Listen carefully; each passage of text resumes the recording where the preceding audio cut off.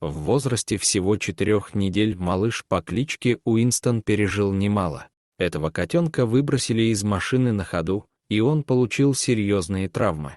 Беззащитный Кроха не понимал, почему люди так с ним поступили. Маленького травмированного котенка принесли в приют Нашвилле Кэт Рескью в штате Теннесси, США. 4-недельный малыш по кличке Уинстон получил травмы лапок и не понимал, почему с ним так поступили, но не терял веры в людей. К сожалению, без хирургического вмешательства было не обойтись. Сотрудники наложили на лапки малыша гипсы и начали готовить к операции. В тот же день семейная пара волонтеров центра, Джейми и Брайан Адамс, узнали о судьбе пушистого бедняги. Они зашли к нему перед операцией и влюбились с первого взгляда.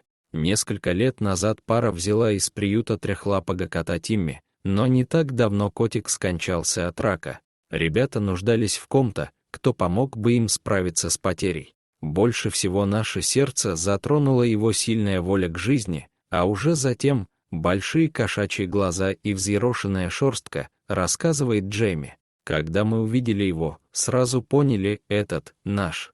Он свернулся клубочком в руках мужа и отказывался уходить. Малыш Уинстон героически пережил сложную операцию и через неделю отправился к своим опекунам. Котенок быстро обосновался в новом доме, однако не все было так радостно. Через несколько дней у малыша воспалилась оперированная задняя лапка. Ребята отвезли Кроху к ветеринарам, и, к сожалению, они уже не смогли спасти лапку, ее пришлось ампутировать, чтобы спасти жизнь Уинстона. Меня успокаивало то, что он жив и здоров, а значит, все будет хорошо, продолжает Джейми. После операции Уинстон потерял одну лапку, но не потерял стойкость духа, храбрость и любовь к жизни.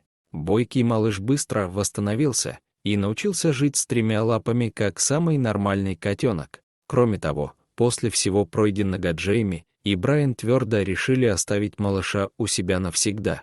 Теперь у него был теплый дом, добрые друзья, 2 домашних кошки хозяев и собака, а также любящие люди рядом. За последующие пару недель Уинстон по-настоящему расцвел.